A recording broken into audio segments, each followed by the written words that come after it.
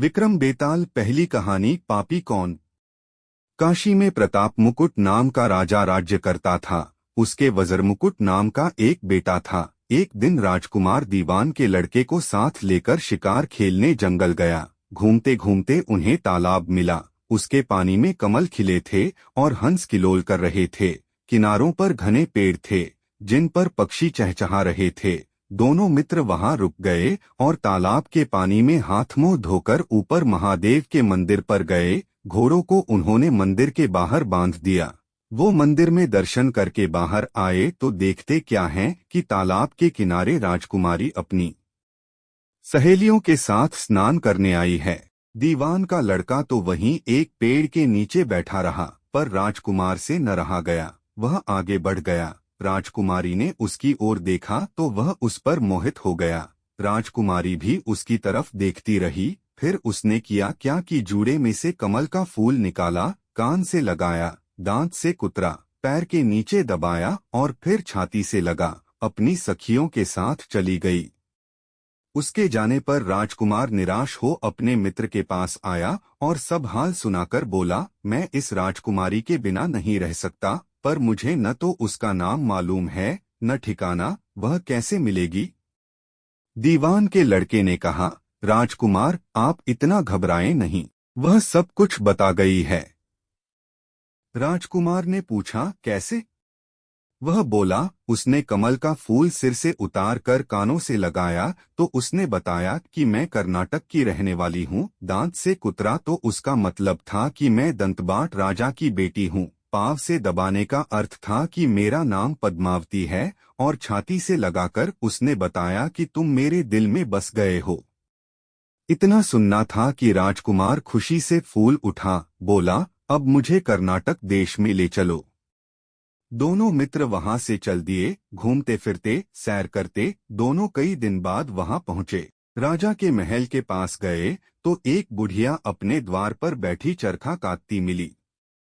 उसके पास जाकर दोनों घोड़ों से उतर पड़े और बोले, माई हम सौदागर हैं, हमारा सामान पीछे आ रहा है, हमें रहने को थोड़ी जगह दे दो।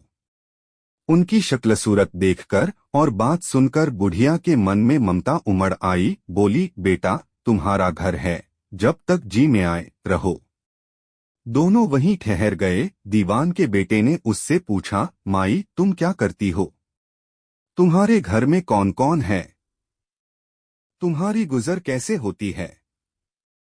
बुढ़िया ने जवाब दिया, बेटा मेरा एक बेटा है जो राजा की चाकरी में है। मैं राजा की बेटी पहमावती की आया थी, बूढ़ी हो जाने से अब घर में रहती हूँ। राजा खाने पीने को दे देता है, दिन में एक बार राजकुमारी को देखने महल में जाती हूँ। राजकुमार ने बुढ़िया को कुछ धन दिया और कहा, माई कल तुम वहां जाओ तो राजकुमारी से कह देना कि जेठ सुदी पंचमी को तुम्हें तालाब पर जो राजकुमार मिला था वह आ गया है। अगले दिन जब बुढ़िया राजमहल गई तो उसने राजकुमार का संदेशा उसे दे दिया। सुनते ही राजकुमारी ने गुस्सा होकर हाथों में चंदन लगाकर उसके गाल पर तमाचा मारा और कहा, मेरे घर से निकल जा। बुढ़िया ने घर आकर सब हाल राजकुमार को कह सुनाया। राजकुमार हक्का बक्का रह गया। तब उसके मित्र ने कहा, राजकुमार आप घबराएं नहीं, उसकी बातों को समझें। उसने 10 उंगलियां सफेद चंदन में मारी, इससे उसका मतलब यह है कि अभी 10 रोज चांदनी के हैं, उनके बीतने पर मैं अंधेरी रात में मिलूंगी।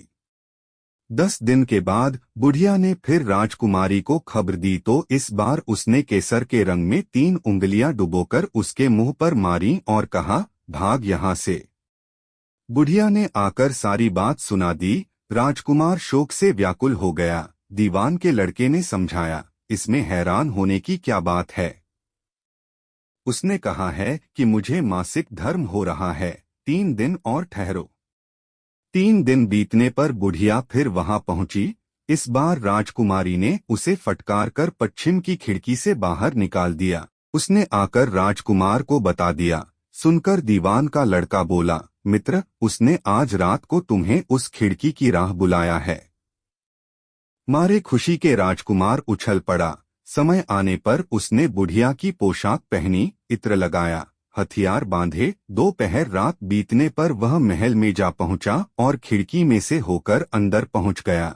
राजकुमारी वहां तैयार खड़ी थी, वह उसे भीतर ले गई। अंदर के हाल देखकर राजकुमार की आंखें खुल गईं। एक से एक बढ़कर चीजें थीं। रात भर राजकुमार राजकुमारी के साथ रहा। जैसे ही दिन निकलने को आया कि राजकुमारी ने राजकुमार को छिपा दिया और रात होने पर फिर बाहर निकाल लिया। इस तरह कई दिन बीत गए। अचानक एक दिन राजकुमार को अपने मित्र की याद आई। उसे चिंता हुई कि पता नहीं उसका क्या हुआ होगा। उदास देखकर राजकुमारी ने कारण पूछा तो उसने बता दिया। बोला, वह मेरा बड़ा प्यारा दोस्त है, बड़ा चतुर है, उसकी होशियारी ही से तो तुम मुझे मिल पाई हो।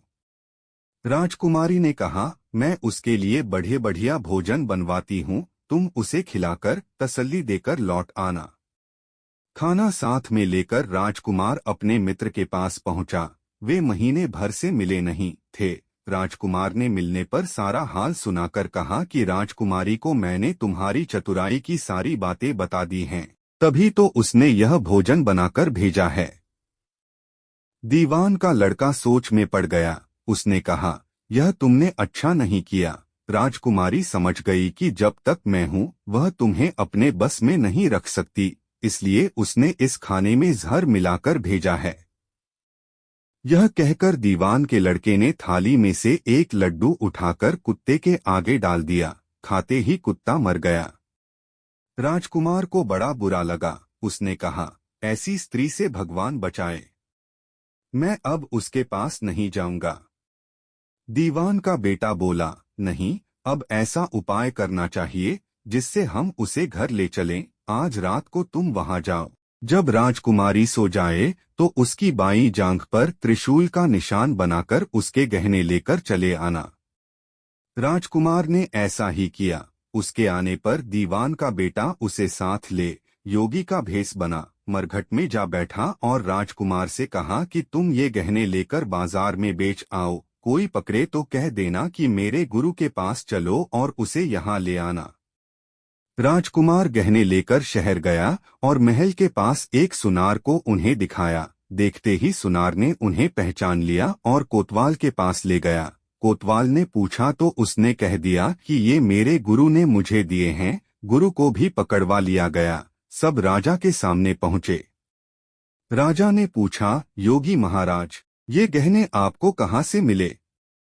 योगी बने दीवान के बेटे ने कहा, महाराज, मैं मसान में काली चौदस को डाकिनी मंत्र सिद्ध कर रहा था कि डाकिनी आई। मैंने उसके गहने उतार लिए और उसकी बाईं जांघ में त्रिशूल का निशान बना दिया।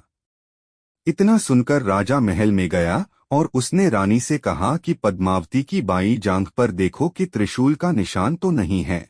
रानी देखा तो था। राजा को बड़ा दुख हुआ। बाहर आकर वह योगी को एक ओर ले जाकर बोला, महाराज, धर्मशास्त्र में खोटी स्त्रियों के लिए क्या दंड है? योगी ने जवाब दिया, राजन, ब्राह्मण, गऊ, स्त्री, लड़का और अपने आश्रय में रहने वाले से कोई खोटा काम हो जाए तो उसे देश निकाला दे देना चाहिए। यह सुनकर राजा ने पद्मावती को डोली में बिठाकर जंगल में छुड़वा दिया। राजकुमार और दीवान का बेटा तो ताक में बैठे ही थे। राजकुमारी को अकेली पाकर साथ ले अपने नगर में लौट आए और आनंद से रहने लगे। इतनी बात सुनाकर बेताल बोला, राजन, यह बताओ कि पाप किसको लगा है?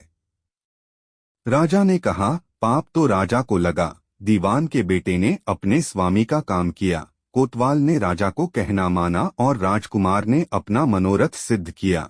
राजा ने पाप किया, जो बिना विचारे उसे देश निकाला दे दिया।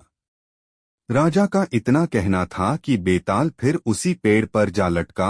राजा वापस गया और बेताल को लेकर चल दिया। बेताल बोला, राजन, सुनो, एक कहानी और सुनाता हूँ। आगे की कहानी दूसरी वीडियो में देखेंगे।